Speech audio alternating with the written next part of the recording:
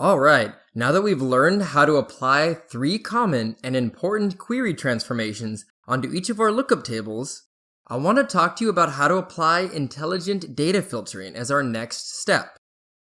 Filtering data is just as, if not more important, than choosing the columns action that we applied in our previous video.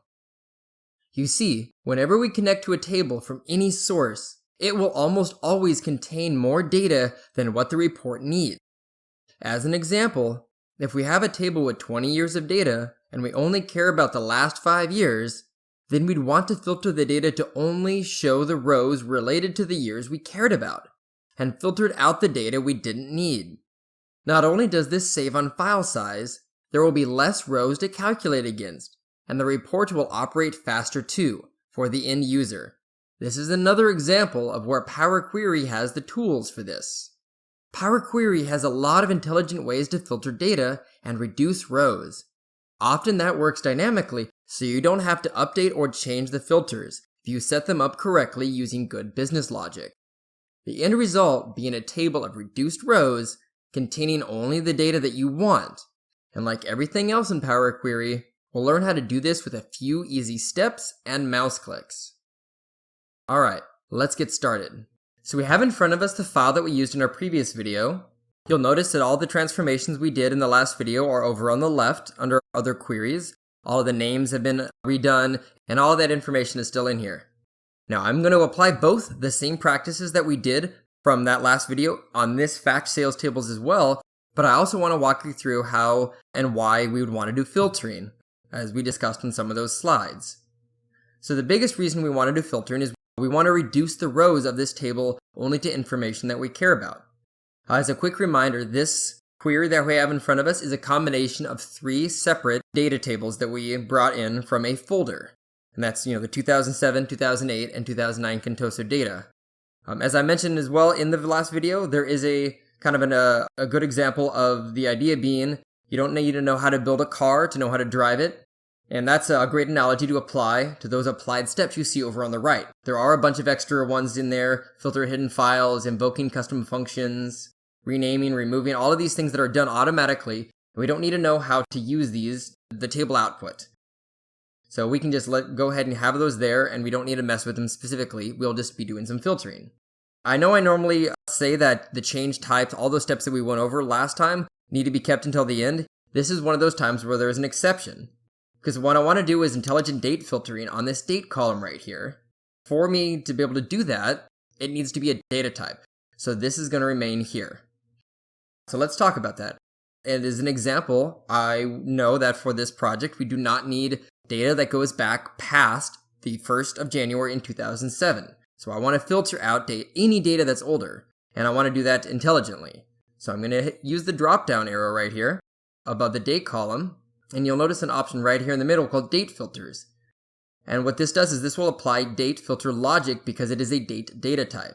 You have the equals, before, after, between, all of these ways to do that in the next and previous, so even relative time filtering as well. So let's go ahead and select after, and basic or advanced. Let's go ahead and say is after 12/31/2006. So that is meaning it will do any date after this. And it has a bunch of others in here. As you can see, there is in minute, is in day, all sorts of really great transformations that can be done in here. Now for our example, we just are going to do a basic filter in here.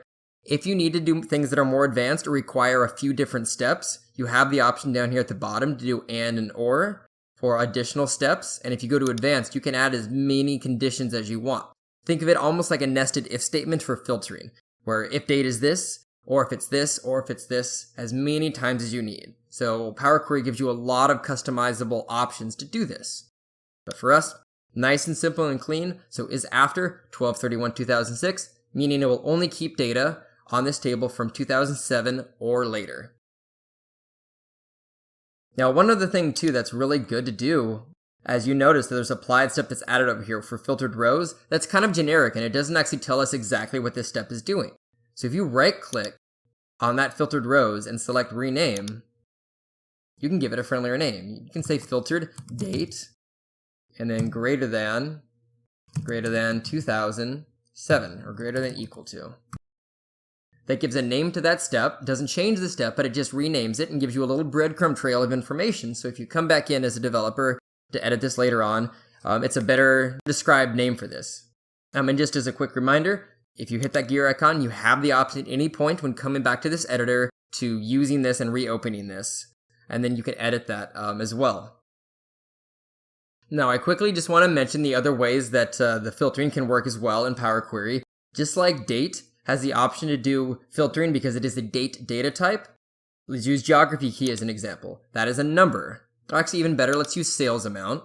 And if I hit the drop-down arrow next to it, you'll notice that there are number filters, and we get very similar types of logic based off of a number data type. Equals, does not equal, greater than or less than, between.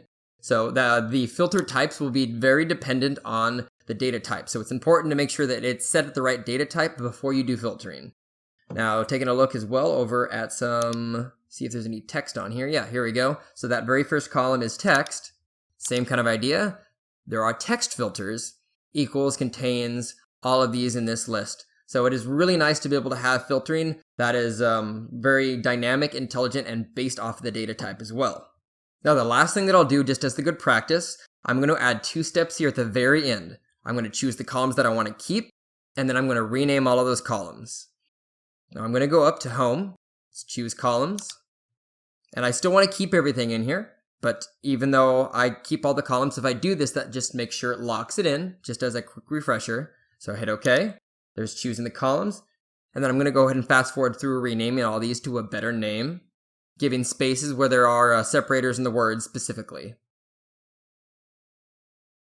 All right, I've renamed all the columns. That last final thing is going to be getting rid of the word fact from the name of the table itself, because that's something that's kind of more from a SQL environment and it's not very user-friendly. I'm going to delete that. There we are. And that does it for this video. As you can see, it's very easy and very intuitive to be able to add filtering to any tables we want, going towards that goal of only having rows that are relevant to the report that we're doing. It keeps the file small and slim and will make things perform faster. Now in our next video, we're going to go ahead and cover how to add columns to some of our lookup tables if we don't have the data already in the source that we are connecting to.